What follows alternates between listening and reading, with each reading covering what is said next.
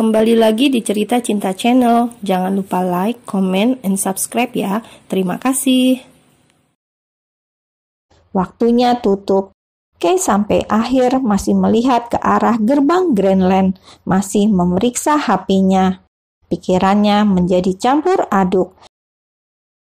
Padahal setelah menghapus air mata karena teringat lagi tentang masa SMU dan hari peringatan orang tuanya, dia berharap malam ini dia bisa melihat wajah Bian untuk melipur lara. Tapi ternyata dia tak punya keberanian untuk bertanya kenapa.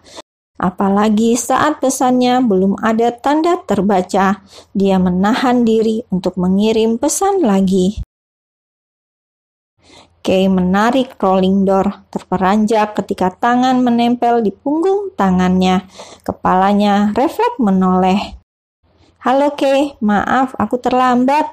Wajah yang ia rindukan sedang tersenyum padanya. Bian menarik tangan kanan Kay, menggenggamnya, sementara tangan kanan Bian menarik rolling door.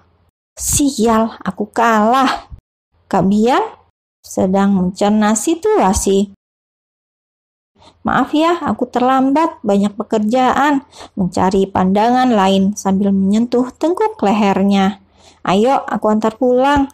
Setelah memastikan semua kunci terpasang, Kay menghentikan langkah Bian. "Kak Bian pasti capek baru pulang kerja. Kay pulang sendiri nggak apa-apa, Kak." Walaupun terlihat jelas dia masih ingin bersama Bian, kakinya menendang udara beberapa kali. "Ayo," menarik tangan Kay. Bian membaca wajah Kay dengan baik. Di antara semilir angin, mereka sedang menahan gejolak hati masing-masing. "Maaf ya, Kak." "Kenapa minta maaf? Berjalan bersamamu di bawah langit malam begini mengusir semua lelahku." Mengangkat tangan yang saling terkait itu ke atas. "Ayo," melanjutkan berjalan ditemani desiran angin. Beberapa angkot memperlambat jalan saat melewati mereka. Bian hanya menoleh, tidak bergeming. "Turunkan tanganmu," menarik tangan kiri Kay. "Kenapa melambaikan tangan pada supir angkot? Kamu kenal?" "Hah?" Tergelak pelan, apalagi saat melihat wajah serius Bian menunjukkan rasa tidak sukanya. "Ya ampun Kak, itu artinya bukan dada-dada, tapi pertanda kalau kita nggak mau naik angkot." "Aturan dari mana itu?" Melengos ke arah lain, dia sedang menahan malu. "Mana aku tahu ada aturan begitu." "Dari mana ya?" Sedang berpikir, Kay benar-benar mencari jawaban. "Mungkin sudah turun-temurun dan jadi kebiasaan Kak, hehe." "Jangan lakukan lagi." Sedang menutupi malu dengan bersikap keras kepala. "Apa? Maksudnya yang dada pada supir angkot?" "Ah iya, Kay tidak akan mengulanginya lagi. Anginnya seger ya Kak." Mengalihkan pembicaraan.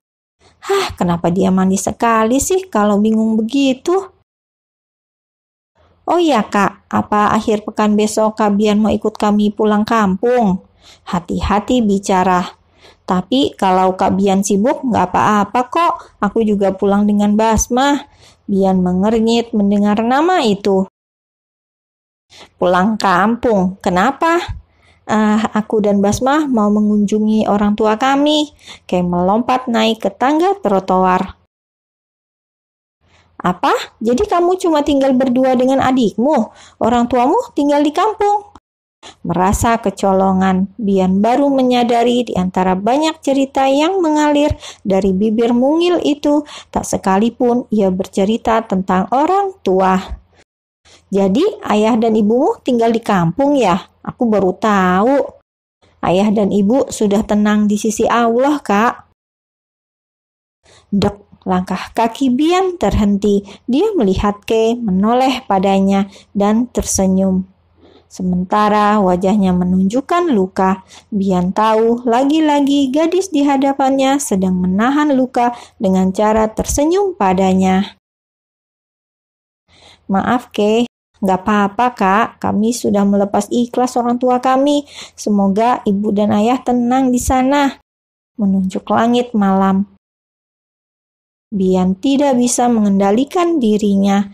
Entahlah, fakta bahwa Kay sudah tidak memiliki orang tua membuatnya merasa tak berdaya. Laki-laki itu menarik tangan Kay, duduk di kursi pinggir jalan. "Kenapa, Kak?" Kay memandang jalanan, duduk menurut, menggerakkan kakinya ke kanan dan kiri, lalu berpikir, mungkin Kak Bian mengajaknya duduk karena dia lelah. "Baiklah, kita duduk sebentar." "Kay?" "Iya, Kak." Entah kenapa Kay merasa ada yang tidak beres setelah melihat wajah Bian yang sendu. Sepertinya ada sesuatu yang sedari tadi sedang berusaha ditahan Kak Bian. Begitu dia menyimpulkan. Apa aku boleh minta sesuatu padamu, Kay?" Tiba-tiba dengan mimik wajah yang tidak bisa ditolak Kay.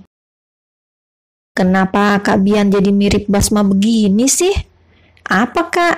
Ragu untuk mengulurkan harapan, tapi tidak tega melihat wajah Kak Bian. "Janji kau akan mengabulkan apapun itu ya?" Kay dengar dulu, Kak Bian mau apa? Memang apa yang diinginkan laki-laki di depannya ini, dia sudah punya segalanya. Mau minta apa lagi? Kay sedang meraba-raba. "Cuma kamu yang bisa memberikan apa yang aku mau, Kay." Berpikir sejenak. "Bagaimana kalau kita menukar permintaan? Aku akan memberi apapun yang kamu minta." "Tidak, mintalah 10 hal padaku, tapi kabulkan permintaanku." "Memang Kak Bian mau minta berapa permintaan?" "1 saja cukup." "Kalau begitu, Kay juga akan meminta 1 permintaan supaya adil. Aku tidak akan memintanya sekarang, karena hari ini cukup bisa melihat Kak Bian saja, aku sudah senang. Hehe." Kata-kata itu jadi obat segala penat Bian. Dia lupa dengan semua yang Anjas katakan. Memang Kak Bian mau minta apa? Jujur, Kay takut meraba apapun yang diinginkan Bian. Dia takut membuat Bian kecewa, sekaligus takut jika permintaan Bian yang membuatnya kecewa. Apa ini berhubungan dengan pertunangan Kak Bian? Kay menyusuri pipi Kay dengan jemarinya. Jujur, Kay terkejut, tapi untungnya dia tidak menghindar. "Bisakah kau mulai hari ini tidak hanya berbagi senyum dan tawa denganku?" Bian melihat itu, pancaran kesedihan yang coba ditutupi Kay dengan senyum saat ia membicarakan tentang orang tuanya tadi. Sekarang Bian duduk memiringkan tubuh menghadap Kay. Cahaya lampu jalanan membias di wajah Kay. Gadis itu terlihat bingung. Bian menghela nafas sebelum melanjutkan kalimatnya. "Kau boleh menangis di depanku kalau kau bersedih. Kau bisa berteriak kalau marah. Kau bisa mengeluh padaku kalau kau lelah." Ada apa ini? Kenapa tiba-tiba? "Kalau kau mau bersedih untuk orang tuamu, menangislah, Kay." "Kak, Kay nggak apa-apa, sungguh." Tapi dadanya tidak tahu kenapa mulai sesak. Wajah ibu dan ayah sekelebat muncul dalam pikirannya. Dan ada orang yang mengulurkan tangan mendekap kesedihannya, membuatnya malah larut dalam kepedihan itu. Dia memukul dadanya pelan, menahan diri. "Maaf, Kak." Akhirnya menunduk, merasa bersalah. "Biasanya Kay nggak begini kok." Mengusap ujung matanya. "Jangan menangis di depan Kak Bian, Kay. Tahan," perintah hatinya. "Kau bahkan tidak pernah menangis di depan Basma untuk rasa lelahmu." "Maaf ya, Kak, Kay jadi membuat suasana jadi canggung. Padahal Kak Bian sudah capek dan meluangkan waktu buat Kay." "Kenapa kau malah memikirkan perasaanku?"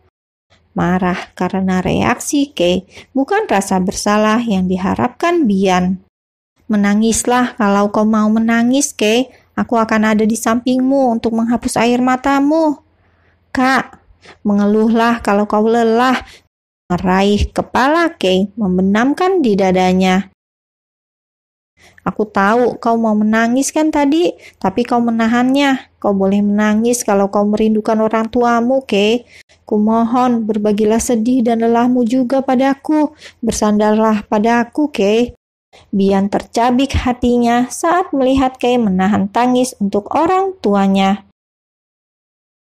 Bagaimana kau menjalani hidupmu selama ini, Kay? Hati Kay melemah dalam dekapan dada Bian, tepukan lembut di bahunya yang dulu sering dilakukan ibu. Wanita setegar karang itu tersungkur di tanggal yang sama setiap tahunnya, sendirian di pojok kamarnya saat malam. Dia tidak mau menunjukkan air matanya pada Basma sekalipun.